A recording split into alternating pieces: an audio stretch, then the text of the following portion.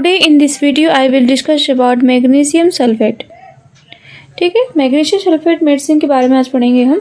तो magnesium sulphate competitively inhibit calcium thereby the blocking actin myosin interaction. It is used when beta agonist और the contraindicated. Clear. तो जो magnesium sulphate, जैसे बता दें कि मैग्नीशियम सल्फेट जो होता है ये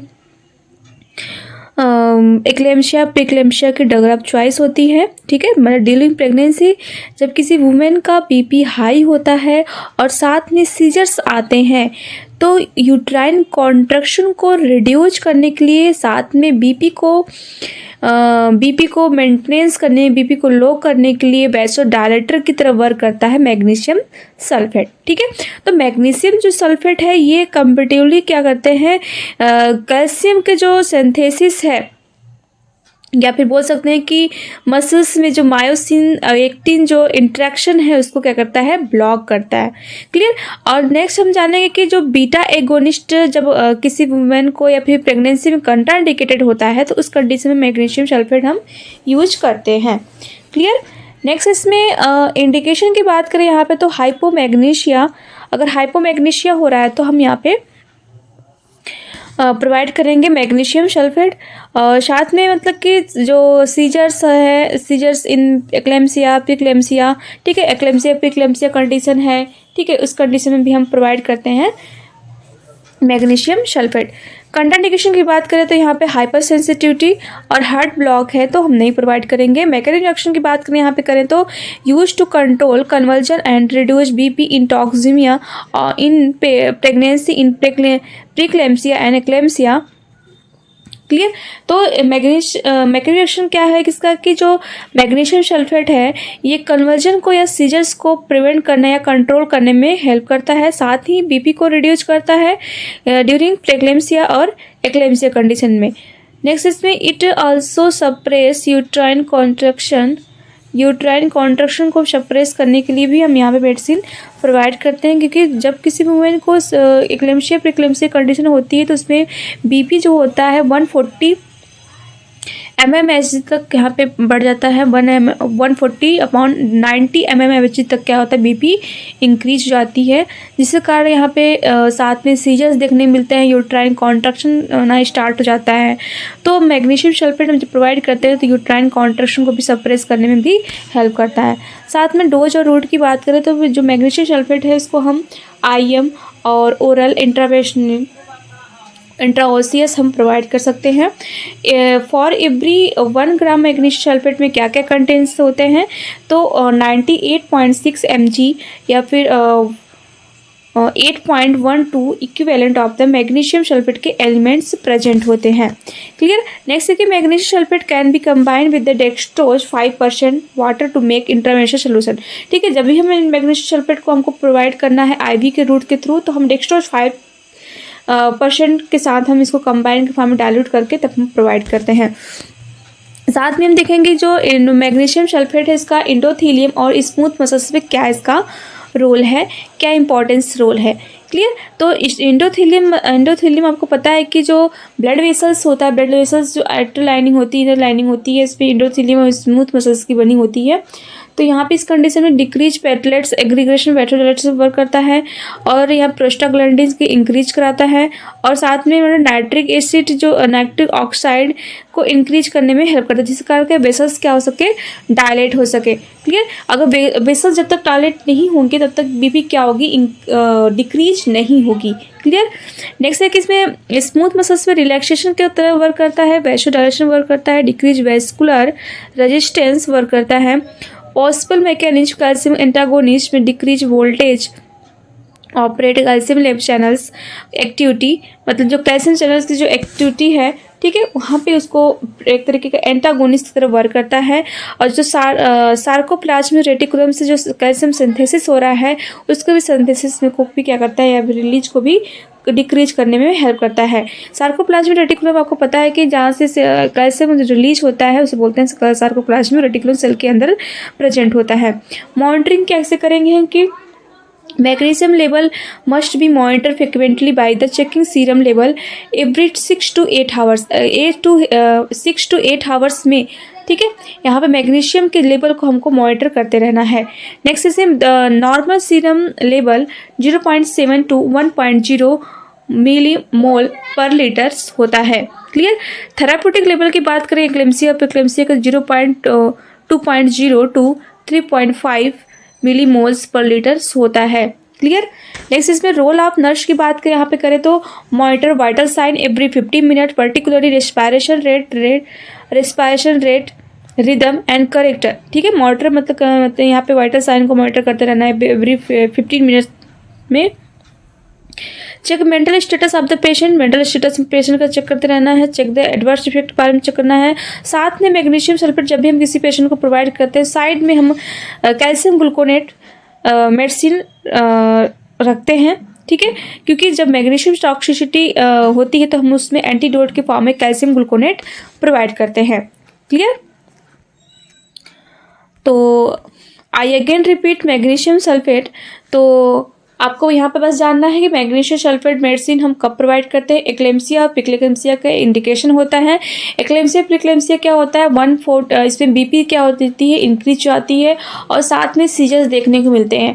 ठीक है। तो इसमें बीपी कितना देखने को मिलेगा, 140/90 mmHg द बीपी क्या होता है, इंक्रीज हो जाता है, जिससे कारण जो प्रेग्नेंट वुमेन है उसको फीटस पे रिस्क होता है, चांसेस होता है अर्ली प्रेगनेंसी होना चाहे। ठीक है। मतलब प्रीमेच्योर बर्थ हो जाए, लो बर्थ बेबी होगा। ठीक है। इस कंडीशन में हम मैग्नीशियम सल्फेट प्रोवाइड करें जिससे कारण यूट्राइन कॉन्ट्रैक्शन में इनहिबिट हो सके, सप्रेस हो सके। क्लियर। मैग्नीशियम सल्फेट आपको याद रखना है, मैग्नीशियम सल्फेट ये कैल्शियम को जो सिंथेसिस है, रिलीज है, उसको क्या करता है, इनहिबिट करता है और साथ में जो मसल्स के मायोसिन एक्टिन है उसको भी सप्रेस करने में भी हेल्प करता है। क्लियर। नाउ नेक्स्ट हम न्यू टॉपिक पढ़ेंगे कैल्शियम ग्लूकोनेट के बारे में। ठीक है। तो calcium gluconate is the calcium salt of gluconic acid. Gluconic acid is the oxidation product of the glucose. ठीक है। ग्लूकोज का जब ऑक्सीडेशन होता है उसमें ग्लूकोनिक एसिड होता है, उसी को हम बोलते हैं कैल्शियम ग्लूकोनेट। ये तरीके कैल्शियम सॉल्ट होता है। क्लियर। नेक्स्ट इसमें there is the 93 mg element. Calcium is the 10 ml ampoule of 10% gluconate. ठीक है। यहाँ पे 93 mg का जो क्या होता है कैल्शियम का एलिमेंट्स होता है। ठीक है। जिसमें हम 10 ml के एम्पूल में 10% कैल्शियम ग्लूकोनेट हम रखते हैं। क्लियर। नेक्स्ट इसलिए in comparison 272 mg of the element calcium 10 ml में 10% सोल्यूशन में हम प्रोवाइड करते हैं calcium chloride. Another calcium salt calcium gluconate is the typically preferred over calcium due to the lower risk of the tissue necrosis if the fluid is the extravastaceous। ठीक है। तो यहाँ पे हम मतलब कि यहाँ पे क्या करते हैं कैल्शियम क्लोराइड का यूज हम यहाँ पे क्या करते हैं over the calcium chloride due to the lower risk of the tissue necrosis. हम यहाँ कैल्शियम क्लोराइड का यूज करते हैं तो यहाँ पे टिश्यू नेक्रोसिस होने का चांस कम हो सकता है और फ्लूइड यहाँ पे रिटेंशन होता है। क्लियर। नेक्स्ट इसमें calcium gluconate is the available in the 500 mg 1000 mg and the 10% injection form में प्रेजेंट होते हैं। It is used as the supplement in the pregnant and lactating women. Mother में हम यूज करते हैं कैल्शियम ग्लूकोनेट। ठीक है। क्योंकि कैल्शियम क्या करता है, ये बोन के फॉर्मेशन में या फिर बोल सकते हैं कि जो ऑर्गेनोजेनेसिस होता है फीटस में उस पर भी हेल्प करता है कैल्शियम कैल्शियम। ठीक है। सप्लीमेंट के फॉर्म में जैसे आपने सुना होगा कि during pregnancy calcium, iron, folic acid ये सारी चीज़ें हम प्रोवाइड करते हैं जिससे फीटस का डेवलपमेंट ग्रोथ अच्छे प्रॉपर हो सके। क्लियर। नेक्स्ट की मैकेनिज्म एक्शन की बात करें यहाँ पे करें तो कैल्शियम ग्लूकोनेट के, तो calcium gluconate is the salt calcium salt use directly replete serum calcium level. ठीक है। कैल्शियम ग्लूकोनेट क्या करता है, डायरेक्ट क्या करता है कैल्शियम लेवल को यहाँ पे रिप्लीट करता है, मतलब कम करने में हेल्प करता है सीरम कैल्शियम लेवल को।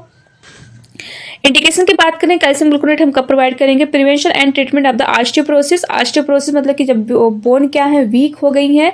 ठीक है। उसको प्रमोट करने के लिए बोन को प्रमोट करने के लिए बोन को स्ट्रॉन्ग करने के लिए एक तरीके से हम यहाँ पे यूज करते हैं कैल्शियम का, ठीक है, क्योंकि जो बोन हमारा बना होता है ये कैल्शियम का और फास्फोरस का बना होता है, मेन एलिमेंट यही होता है, ठीक है। नेक्स्ट ऐसे अगर इन द मीनोपॉजल वीमेन, किसमें मीनोपॉजल वीमेन में आपको बताया था कि मीनोपॉजल वीमेन में क्या होता है, ऑस्टियोपोरोसिस होने का चांस ज़्यादा होता है।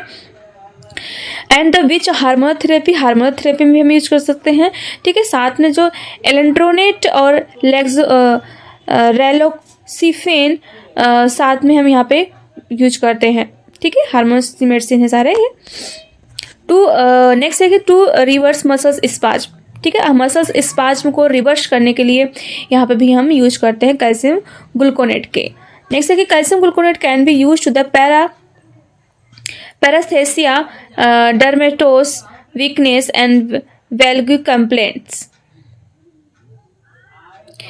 तो कैल्शियम ग्लूकोनेट का यूज हम क्या करते हैं, पैरास्थेसिया में यूज करते हैं, डर्मेटोस में यूज करते हैं, वीकनेस एंड वैग्यू कंप्लेंट्स में भी हम इसका यूज करते हैं। क्लियर। नेक्स्ट इसमें डोजेज एंड रूट की बात करें तो it has to be administered very slowly 1 gram IV over the 5 to 15 minutes while the monitoring the pulse rate as the can be bradycardia, ठीक है। यहाँ पे क्या कहते हैं, बहुत ज़्यादा स्लोली हम यहाँ प्रोवाइड करते हैं 1 ग्राम IV फ्लूइड, मतलब 5 से 15 मिनट में हम प्रोवाइड करते हैं वाइल, जबकि हमको मॉनिटर करते हैं pulse rate can be caused bradycardia. अगर हम इसको अचानक से बहुत जल्दी लगा देते हैं तो क्या कहते हैं, ब्रेडिकार्डिया कॉज कर सकता है।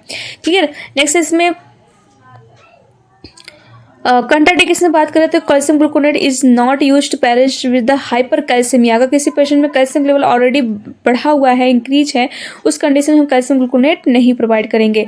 Hyper sensitive to the calcium gluconate and sarcoidosis में भी हम नहीं प्रोवाइड करेंगे।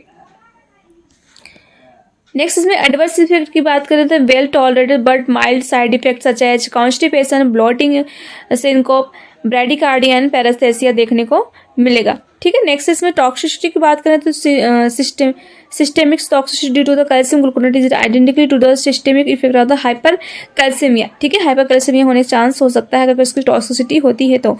सिम्टम्स क्या देखने मिलेगा, include fatigue, muscles weakness, anorexia and polydipsia देखने को मिलेगा। क्लियर।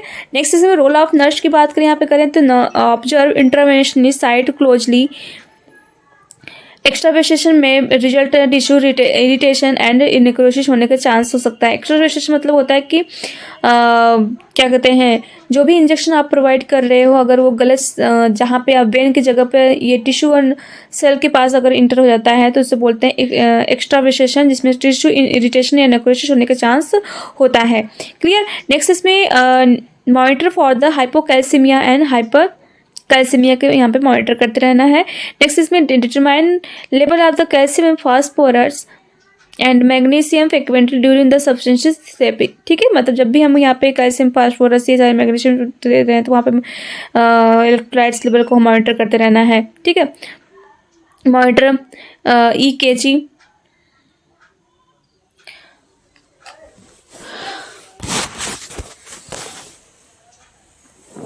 EKG मतलब यहाँ पे इलेक्ट्रोकार्डियोग्राम्स हम यहाँ पे यूज करते रहेंगे, ठीक है। नेक्स्ट है इसमें, आई होप कि आपको ये वीडियोस पसंद आया होगा। Thank you for watching video.